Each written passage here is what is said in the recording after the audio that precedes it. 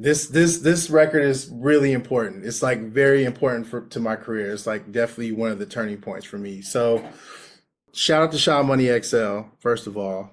I don't even know how Sha Money ended up getting the beat, but he got a hold of my one of my beat CDs. They heard it.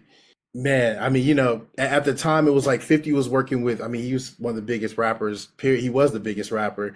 So, but he was using all new producers, you know what I mean? And that was kind of unheard of at the time. It was really hard to get your break. The crazy part about this is I ended up going to New York. They flew me to New York to go mix the record. And I had the stems, but the problem was all the beats that I made, I did live. So like all the things that are happening, like the filtering to the breakdowns, everything I did live to a CD. And it wasn't like to like a Pro Tools session. So it wasn't like when I tracked it, I couldn't recreate what I did, my arrangement. So it Oh sounded different. wow. So like when we mixed it and they said to 50, he was like, what the, he was pissed. He was like, what did you do to my beat? What'd you do to my song? And I was like, oh my God, I thought I messed the placement up. You know what I mean? But he loved the song so much, he used the 2-track. So what you're hearing on that record is the 2-track of the song directly off the beat off the CD. So they just mixed the 2-track of the song, which is like a current theme in my career because I could never repeat what I did when I was mixing those records like to CD. You know what I mean? Until like finally I moved to Pro Tools. That was like a lesson learned for me. Was like I got to figure out a way to be able to track and stem out everything exactly how it's supposed to sound because I would have lost the placement. The record comes out, sells like 3 million. It's huge, and so I'm thinking like, oh, I'm about to make some money, whatever. Not thinking about what's gonna happen with the sample. Right. Right. So my manager said I beat my manager in his office, and he's like, yeah, man. He's like, unfortunately, they took, they left you maybe like 5% of the record. What? I got like nothing. They took everything, but I basically looped the song. If you heard the sample. So, when he told me that, I was just like, so then he was like, yeah, you probably lost like 150 grand. Jesus. And I was like, fuck. I couldn't fathom it for like 2 or 3 weeks. I was sick. I could not deal with that. Right. And at that point I was like, how am I going to continue to do this? Cause that's all my beats are, I'm just looping. I'm just sampling stuff. I'm looping it. I didn't understand the sample game at the time. I had never really cleared a sample like that. So I didn't really understand what that meant. And at that point I was like, okay, either I'm going to figure out how to do this without sampling, or I'm just going to stop.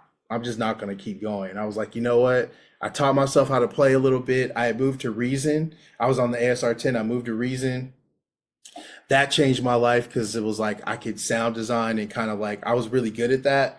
So like I could sound design and make stuff sound like a sample where it wasn't. So by the time I ended up working, I did Still Kill. That was all play. That was all me playing that. You know what I mean? So like I figured out a way to make it sound like a sample without it being a sample. You know what I mean? But it took me, it was an adjustment for me. And it was like just trying to figure out a way, how am I going to survive in this business when I'm literally killing myself on the pub? I can't do it. And I'm not like, at the time I was still just trying to come up, you know what I mean? So, and other cats were sampling. How am I going to separate myself from everybody else? And so that was really the shift for me, and like how, on how I was going to move forward in terms of my sound and what I wanted to do. And I started working. I was already working with musicians, but I just started being more keyboard players, and I just started figuring it out, and like slowly but surely, I didn't have to sample anymore. I was done. Talk to us about your first encounter with Drake. Yeah, man. I was 13 years old. My sister introduced me to Dre. She was really good friends with him, Sir Jinx. Like my sister was a singer. She was signed to CBS Records.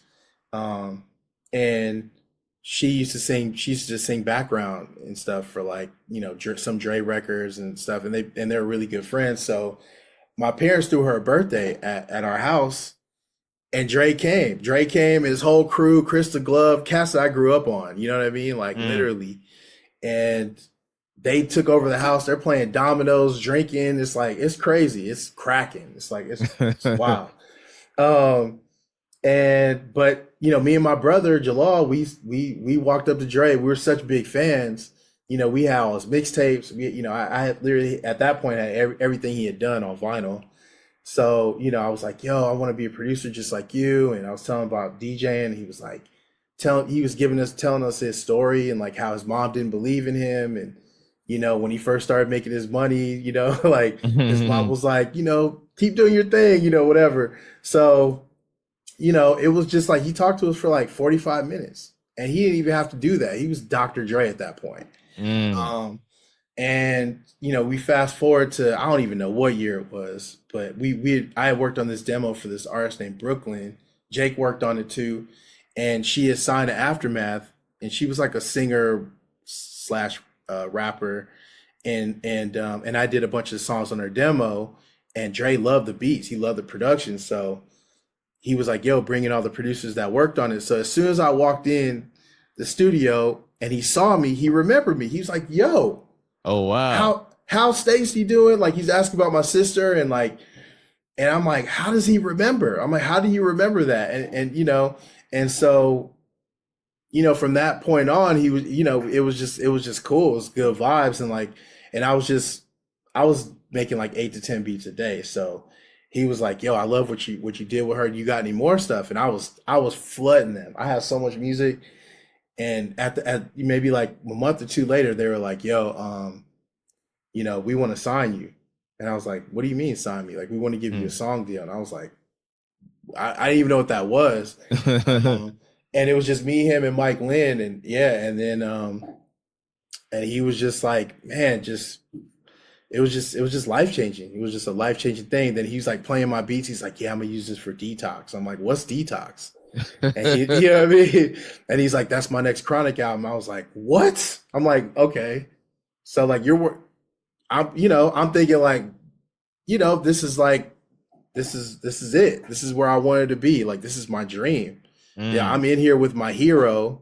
You know what I mean? I met him when I was 13 and now he's telling me like he wants to use my production for his next Chronic album. Like, that's crazy. It's crazy. It's insane. It's insane. Even when I talk about it now, it's so crazy, man. But I remember we were at Encore, and this is where he recorded like 2001, and that was his spot.